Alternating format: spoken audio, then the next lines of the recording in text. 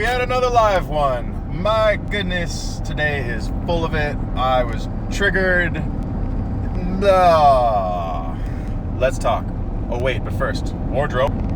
What's up everybody? Half Naked Man here, talking to you about a little bit of anger.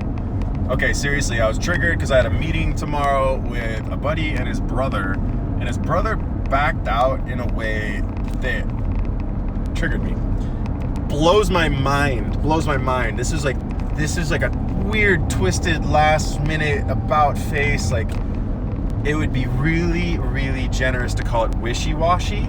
I honestly question this person's sanity. I noticed myself triggered into feeling unsafe just from the way this person changed their plans. So bizarre. So anyways, I was triggered, felt overwhelmed. Something I want to talk to you about is an iteration and adjustment, right? We talk about reality, goodness, and work here, right? I don't know the exact reality. I could check in, right? I could ask. And that's ultimately what I ended up doing. What's goodness, right? Part of what I've made up about goodness and work, and I've explained here, is intimacy. I love intimacy, right? And I think transparency is very, very crucial for intimacy. But in a business environment, go for effective. Go for what works. In business context, especially, go for what works. There I am feeling like, oh yeah, it's my buddy's brother. I should use nonviolent communication to him and express my somatic experience and let him know, like, hey, I notice I'm triggered and frustrated. I'm like, wait a minute. I've never even met this person in real life. We don't have any kind of relationship, let alone a business relationship. And he's just backing out of this meeting saying, like, get a hold of me under this other circumstance. I'm like, dude, I have no interest in doing business with you anymore. This was business. This was part of what he thinks we're supposed to be working towards. I'm like, dude, part of working towards that is you building rapport and showing to me that you're stable and capable of showing up to something that you completely committed to excitedly just a week ago. Scroll up, right? It's just so bizarre. So I chilled out. The approach I took was actually to call his brother instead. I started texting, deleted the text, called his brother, chatted about it. Managed not to flame his brother to his brother, and ultimately opted to text the person and really be pretty simple. And I don't need to tell the person how I'm feeling. I don't need to be transparent. I asked and said, hey, I think I'm understanding.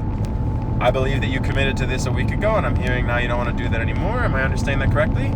Yes. Thanks, I understand. Period.